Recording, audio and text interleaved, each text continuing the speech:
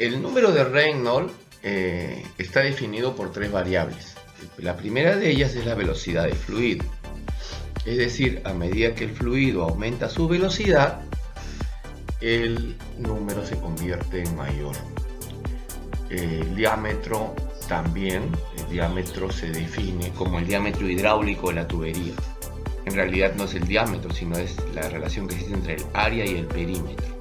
Es decir, el área del fluido con respecto a sus paredes que lo contienen. En una tubería circular, que es el típico método para trasladar fluidos, esto es 2 pi r, ¿cierto?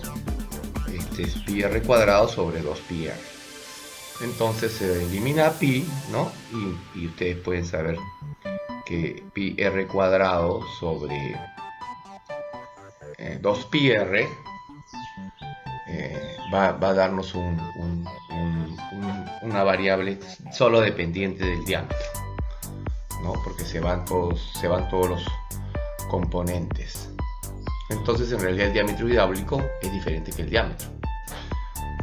Entonces, para los efectos de este curso va a quedarme esto como el diámetro del radio, pero es una forma, esta forma de diámetro hidráulico es para hacer una equivalencia entre el diámetro de tubería y el diámetro, por ejemplo, de un canal o un perímetro anular, ¿no? Que se usa en hidráulica para calcular fluidos en canales, por ejemplo, o incluso en perímetros en tubos no circulares, ¿no?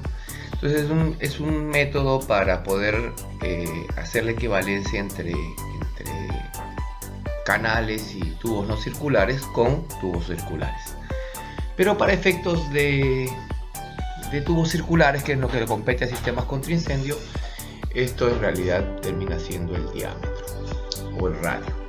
Ahora, la otra variable que incorpora es la viscosidad cinemática del fluido, ¿no? Velocidad, diámetro y viscosidad cinemática del fluido, la cual es la viscosidad dinámica entre la densidad. Es decir, la viscosidad cinemática está relacionada con la viscosidad dinámica con respecto a su densidad, sobre su densidad, y está medido en pies cuadrados segundo.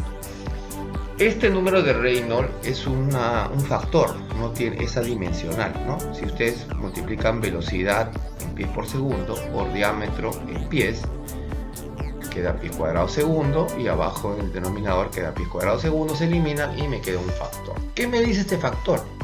Me dice que si los flujos, el número de Reynolds, el factor, este número dimensional, es menor a 2100, el flujo es laminar, es decir, el flujo se comporta de esta forma gráfica, es decir, se mantiene estacionario y se comporta como si estuviera formando láminas delgadas que interactúan solo en función de los esfuerzos tangenciales existentes.